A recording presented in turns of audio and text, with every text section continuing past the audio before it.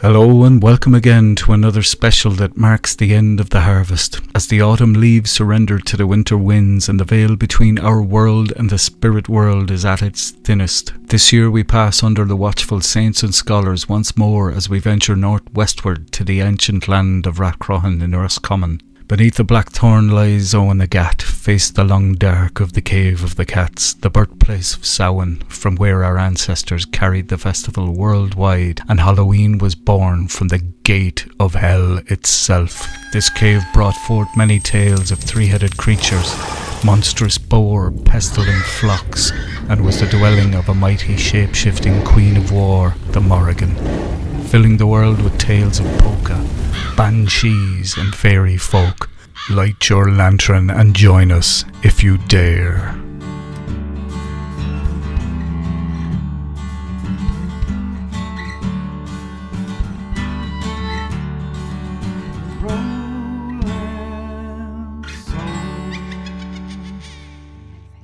We begin at the Heritage Centre in Tulsk, a very informative centre where we will take the guided bus tour from shortly. The Rathcroghan landscape boasts over 240 identified archaeological sites spanning a period of over 5,500 years of history. We pop across the road from the centre to Tulsk Abbey. The Dominican Priory of St. Patrick was founded at Tulsk in 1448 in the grounds of the present-day Tulsk Cemetery. This abbey was home to a small community of about 6 monks, providing preaching and a place of worship, charity to the poor and medical help. In the following centuries, graves were made and headstones erected, scattered throughout the ruins. We head back to the centre to catch the bus for the guided tour of Rathcroghan. The Rathcroghan area is synonymous with many tales from our mythology and history, most notable the cattle raid of Cooley, the Battle of the Two Bulls. Queen Maeve of Connacht was fierce, ruthless, a mighty warrior and ruler. Maeve became furious, the revelation of her husband having slightly more valuables than her. Most notable was his prized white stud bull, with a pedigree so rich that people travelled from across the world to avail of its power.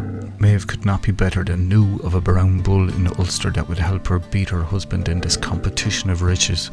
Maeve sent a messenger in a golden chariot, offering 50 bulls and the finest plot of land in Connacht to request the bull to come to her for a year. While enjoying a few tipples in a tavern, her messenger boasted about Maeve taking the bovine by force if she was denied. This word got back to MacFiachna, the owner, and he refused to send the bull. Maeve, not happy with this, decides to go to war. Many more details and characters enter the story, most notably Cuchulainn, his friend and foster brother, the climax of the 3-day battle between Cuchulainn and Ferdiad. Cuchulainn is victorious. According to legend, Cuchulainn, who was fatally wounded, tied himself to a standing stone at Knockbridge so that he could stay upright and face the opposing army. Sadly, Cuchulainn dies with a hooded crow present at his passing. This crow will appear again in our story. Maeve has captured the brown bull, however, and sets it against the white bull, defeats her husband's white bull, carrying it across the land, dropping parts of it in counties along the way. But in the effort to return home after the battle, the brown bull's heart explodes, after which peace is made. We make our way to the Cave of the Cats, Oweynagat. The name likely originated from the side tale of the Ulster cycle. Cuchulainn faced down the giant cat that emerged from the cave and was announced a hero by Maeve. Many elements of our mythology brought in exaggerated creatures from the real world. Ireland was host to its own large cat up until 1300 years ago in the form of the lynx. People of ancient Ireland believed that cats operated somewhere between the mortal and spiritual realms. They viewed them as guardians of the gates of the other world. There's tales of flocks of birds with breath so foul they took the leaves off the trees. Also, sightings of female werewolves, people being dragged into the cave, the giant cats and the otherworldly armies that would troop out of the portal to create the world that is ready for winter.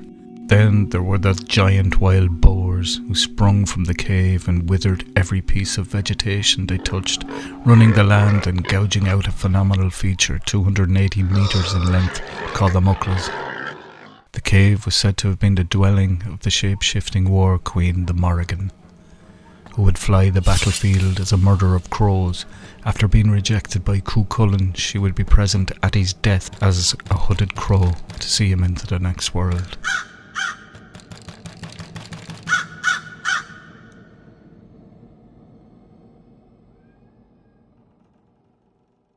Now we must face the cave itself and enter into the mouth of hell. The entrance is a stone-lined underground structure called a souterrain, constructed between the 7th and 12th centuries. The cave is quite narrow and extends for 37 metres. The first section is very narrow, so much so that I didn't think I would fit. The middle section widens and becomes taller, but is steep, and then the cave opens into a tall, slim cavern. The walls are lined with mud from previous flooding. It is a quiet place, and there is no light once you reach the main section, so dress appropriately for the journey. As the Cave of the Cats is on private land, we would recommend that you take one of the sightseeing tours from the centre. Our guide Elaine was so knowledgeable, friendly and accommodating throughout the tour. She really put us at ease as we were heading into the cave.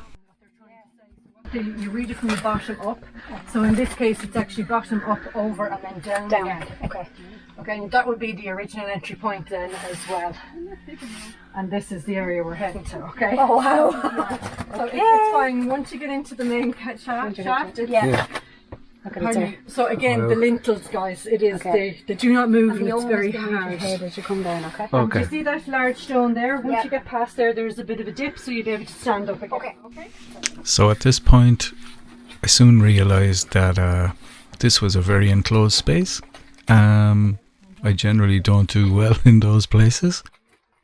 It was either go ahead or go back. So I negotiated putting my hands behind my back and my belly towards the ceiling and got through. I'm happy I took that approach rather than crawl forward, because it dips into a steep, slidey stairs.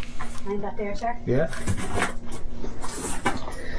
Just as you come in there on your left, you'll see Mr. Hyde's signature. Oh, yes.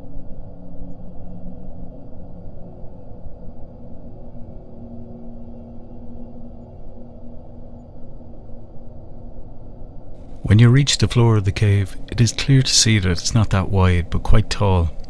You can stretch your arms out and touch the walls on both sides. The cave is lined with mud from floodings. We had a very wet summer, and this could hamper access during tours, so check ahead if this is your sole purpose for taking the tour.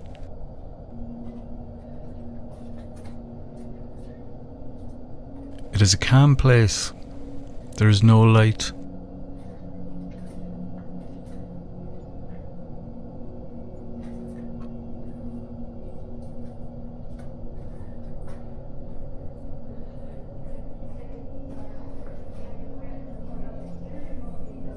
It is thought that our ancestors would send adolescents into the cave for some time to test their bravery against the dark and prove that they could enter into adulthood. Looking into the womb-like cavern as your torchlight fades and the creature's warped faces begin to stir in the stone walls. How long before your thoughts become as dark as the void? How long before the silence would break? How long before you would break?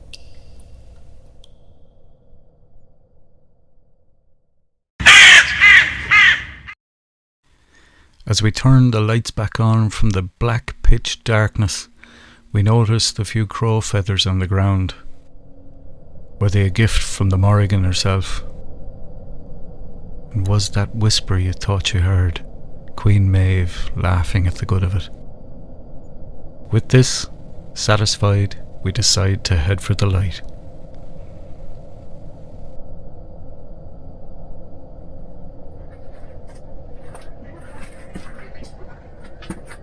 The midwife is ready. Come get it.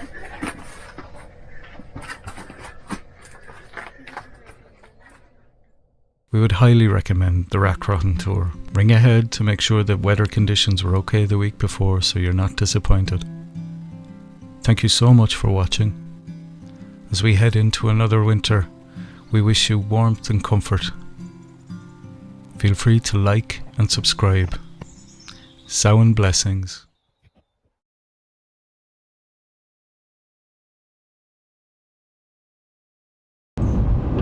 Good old Ireland, Wales. Do you get it?